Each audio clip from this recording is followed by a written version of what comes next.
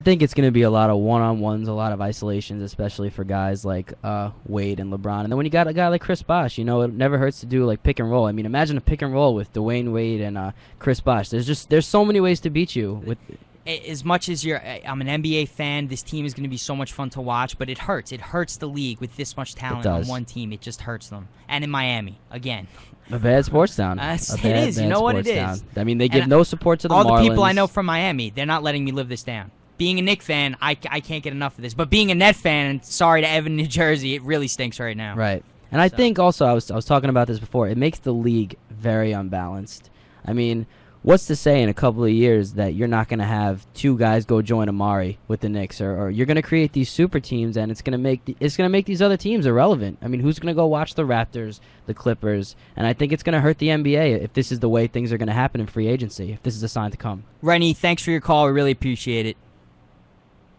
All right, and okay, so moving on, getting off the LeBron James talk. That's very difficult to do. It is very difficult to do, but there are other teams that have potential here to improve, and I think they did. And the Knicks being one of those teams, they got Amari Stoudemire. They got insurance by signing him before assuming that LeBron would come or wouldn't. They did the smart thing the Nets didn't do, and they signed Amari Stoudemire to a 5-year, $100 million contract. I think it was a win-win for them, because at the same time they were trying to lure LeBron by bringing Amari in, but also plan B was that if they didn't get LeBron, is that now they have Amari to build around, and Amari is also another star power that can attract some other star players. I mean, we've heard that he's interested in recruiting Tony Parker, Carmelo Anthony, Chris Paul. Well, now that it looks like the Knicks have agreed to terms with Raymond Felton to be their starting point guard. I don't know about a Parker happening this season,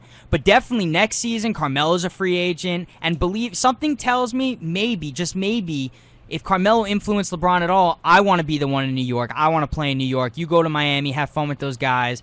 Unless Carmelo ends up in Miami, which would be insane. Right. I don't know what I'd do if Carmelo. Don't went rule to it Miami, out. Hey, don't rule it out. Anything's possible. We've seen that. So, but it would be great if this is the new trend, that teams just pick up big threes like that. If this starts like a new era, like the Celtics had their big three, and big threes do win championships, and then Miami gets this big three. Now, hey, maybe that's the new thing. Now Chicago will look, New York will look next season. Chris Paul's a free agent. Carmelo's a free agent. Right. Michael Redd's a free agent. There's a couple of guys out there that you could throw on a team if they're healthy. It'd be amazing. And if the Knicks could get someone like Chris Paul and Carmelo to play with Amari, then you got another new big three to go up against the Miami Heat. So I think that would definitely help. I also like the confidence that Amari is bringing to the Knicks. I think that's something they've been lacking, and I think that him saying the Knicks are back, obviously he's going to get his critics saying, well, they're a 25, 30-win team. What's he really going to do? But the fact of the matter is that he's telling people that he's ready. He's ready to win there. He's ready to bring talent. And he's playing with an old coach where he was very successful. And I think that Amari was the right fit for the Knicks. I think he's going to bring a lot of talent, a lot of toughness to that team. And I think that it was ultimately a good move. And other teams like the Nets should have learned from that. They should have had some insurance in the bank. This way, if their big guy didn't fall to them, they had somebody else. But I definitely commend the Knicks on their efforts. How do you think the Knicks will play this year? All right, so their starting point guard would be Felton. They make the David Lee trade, which is unbelievable. That was the Nets' last chance to land someone. But knowing David Lee, how well he played in New York's system, I don't think he could turn down a Golden State Warriors deal, because they play a very similar system. His numbers will be just as good in Golden State as they were in New York. He doesn't have to worry about adjusting or anything. It's the same game he plays in New York, if not more offense in Golden State. So, but the Knicks acquire in that trade Ronnie Turiaf, Kalina Azubuike, which is a great player, great pickup for them.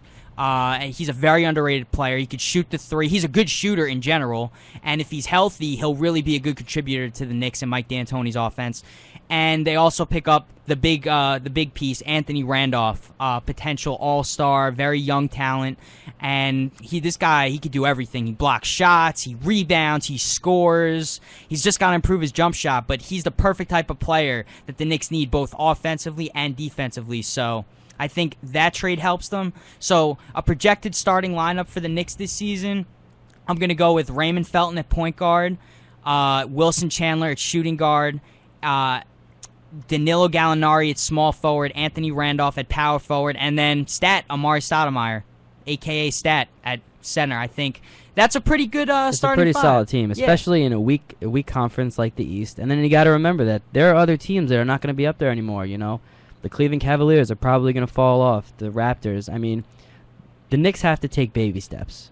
They have to take baby steps. They really can't look to a championship just yet. They have to look to improve their record, improve the way that they play, and ultimately get in the playoffs. But in a weak conference, I don't think that an 8th seed or at least battling for a playoff spot at the end of the year is out of the question. And I wouldn't be surprised if Amari Stoudemire's numbers are the best they've ever been in his entire career, because he's now coming to a team where he doesn't have a Steve Nash, where he didn't have a Sean Marion, obviously didn't have a Sean Marion last year, but he doesn't have as good a team as Phoenix did. This is more his team now. Right. He is the face of this franchise. He is not sharing the spotlight right now with anybody. And that kind of scares me a little bit. I'm not sure how a power forward's going to respond to that. What I like about a power forward like Amari to a power forward like Chris Bosh is the mental toughness that Amari brings.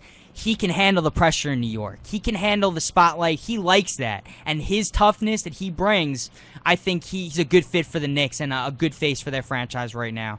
And he's a very good player. And he's an all-star player, a starting all-star player in the West. Now he comes to the East. This is a great day. Oh, it was a great day for New York when he signed, and I think the pain is starting to be over. You know, there's a light at the end of the tunnel for us Knicks fans. I mean, did LeBron hear that Amari went to the Knicks? Because a LeBron Amari versus Wade and Bosh. Just think about that. Another Heat-Knicks rivalry again. That would have been great, and it would have been great for the NBA. And hey, LeBron would have been in a city that actually is a sports town, you know, and he could have gone to the Yankee games that he loves so much. He could, you know, meet up with his old friend Sabathia for dinner every now and then, but he chose Miami. But wait, we got a phone call. Dan from Brooklyn, you're on the line. What's going on, Dan?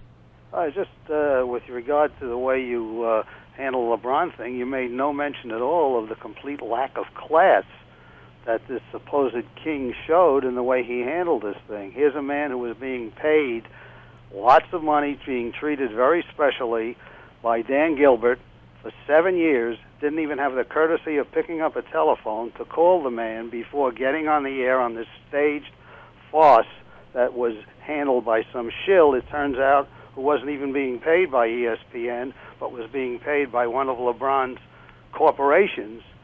And you just haven't touched the matter of a lack of class at all. I think he's going to the right team by going to Miami, because he matches the kind of lack of class that Riley showed when he left the Knicks to go to Miami. So he's going to the right team. No, you make a very good point. Very good point with the LeBron. And I think I mentioned before that Dan Gilbert created a monster with LeBron. He made him bigger than the team, and he gave him this ego that was never going to be unmatched. And I loved the Boys and Girls Club publicity stunt in the back. That's why he did it. And they had Jim Gray. I don't know if you remember Jim Gray from the NBA on NBC. He was their sideline reporter, asking these questions, building it up. You know, how did you reach this decision? When did you come to this decision? I think it was all an act, and I think that LeBron, by doing that, by having this decision show, an hour special, I think he did ultimately show a lack of class, and he made himself bigger than the NBA, and that is a turnoff to a lot of fans that have been watching basketball for a long time. Right, me being a LeBron fan, I was just mad at how he handled the whole situation, and I just didn't think that he was that kind of a guy that would do that, especially when you're from Cleveland, you've been in Cleveland your whole life, and you don't give anyone a warning or anything. Yeah, it doesn't make you look good. Unfortunately, these ball players... Dan, you there? Well, unfortunately, these ball players are held up as idols to the kids, and I don't think this man ever will attain the stature that a Kobe Bryant or Michael Jordan obtained when they were playing ball, and where they treated people with a little more respect than LeBron has shown in this whole situation. He may be a great ball player, but he hasn't earned anybody's respect with regard to the way he's handled this. And I think that's an important factor with regard to the number of young people, especially the young boys who go out there to play basketball and idolize these players. All right, Dan, thanks a lot for the call. We really appreciate it. Right, thank you.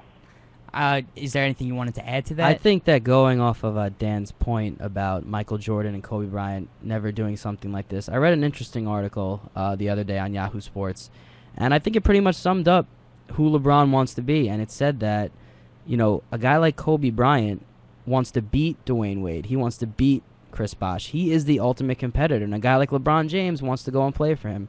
Would Michael Jordan have gone and played with Bird and Magic? I don't think so. I think he would have been. He's an ultimate competitor. These guys want to be the it guy. They want to win and showcase their talents. And I think that LeBron sacrificed that. And I think he knows that he gave that up. He gave up that role, and it's a shame.